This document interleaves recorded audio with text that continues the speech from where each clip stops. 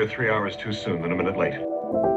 So you've got yourself a new iPhone and you want to maximize every aspect of it from day one. Well, you're in the right place. And if you've seen any other first things to do videos, let me just tell you, this one is not like the others. And yes, I did borrow that line from the Foo Fighters. Anyway, stick around and you'll see what I mean. So one of the biggest changes to the new iPhone is the addition of the action button and the fact that Apple have now ditched the mute switch. Now, by default, it will be set to silent mode. So when you hold down the action button, it puts it into silent mode, which is okay. But this button can be very powerful if used correctly. And let me show you a better way to activate silent mode. Go to your settings, now scroll down to sound and haptics. And then in the ringtone and alert section, you'll see change with buttons. Enable this. Now your volume up and volume down buttons on the left side of the phone can adjust the volume of your ringtones and alerts.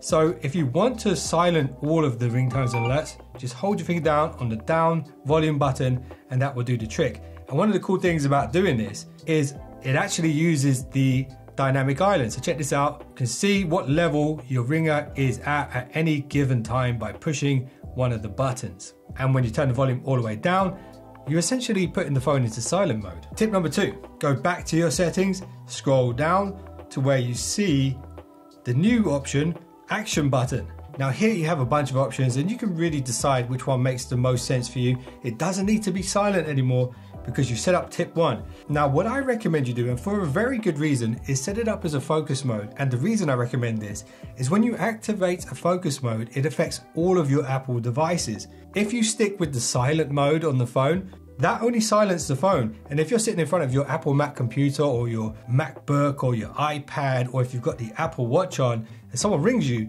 guess what happens?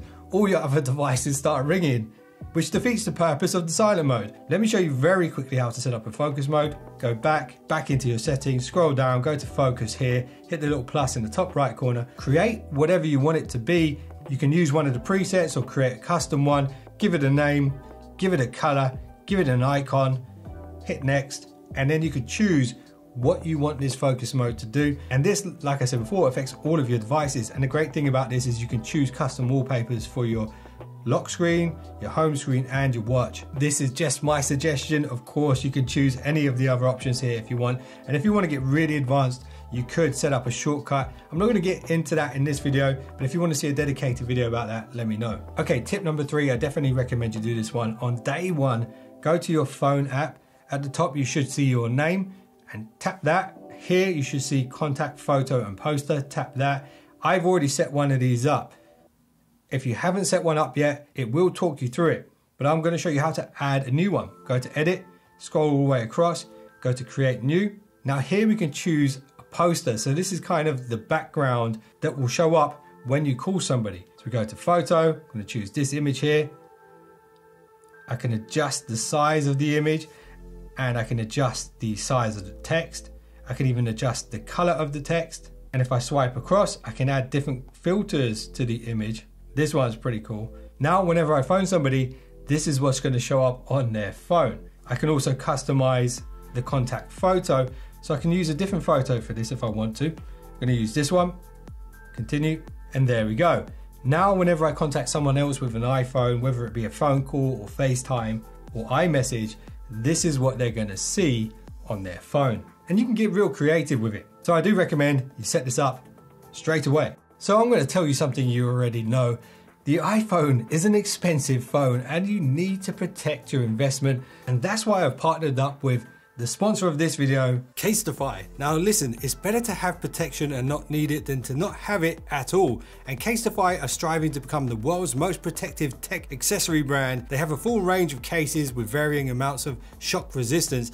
Let's start with the impact case that can withstand drops of 8 feet. It's low profile, it's MagSafe compatible, and there are a ton of designs that you can choose from, and you can even create your own. Then there's the bounce case with reinforced corners and shock resistance that meets military standards. In fact, this case can withstand drops of 21.3 feet. That's equal to the height of 2 elephants. And Casetify have focused on making the bounce case durable, protective, and easy to hold, and this year is 16% slimmer than before. And now there's the new Ultra Bounce case with even more protection than that. The Ultra Bounce case from Casetify uses revolutionary Ultra Bounce corners, and it also has upgraded protection for the camera module. And this case can withstand drops of up to 32.8 feet. That's similar to the height of a T-Rex. And all of the cases here are EcoShock lined and are endurance tested, but this particular one has 6 layers of rugged protection to make sure you don't suffer the heartbreak of a broken iPhone. And something else you should know is that Casetify have an eye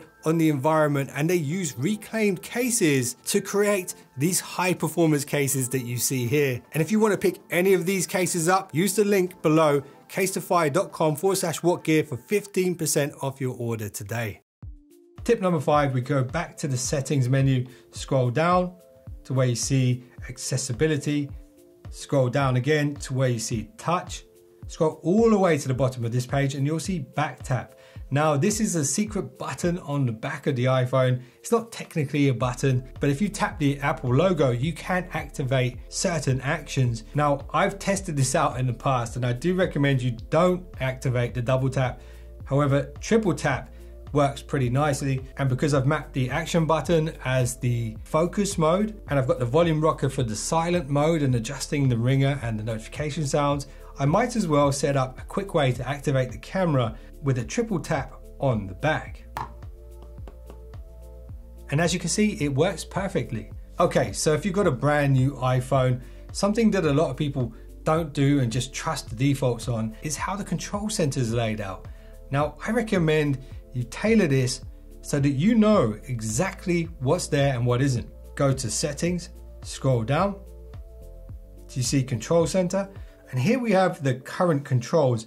What I recommend you do is delete all of these, even if you think you need them, and now start afresh with the things that you consider to be the most important to you. For example, for me, I use calculator all the time, I use alarm all the time, flashlight is very useful, low power mode could be handy, music recognition is a good one. Now, if you want to maximize the full amount of space here on the control center, you can set up 12 of these apps, but keep it simple, keep it easy to remember so that you have quick access to the settings that are most important to you. Now, I'm going to go back to the settings and add 3 more here just so I've used up all the space.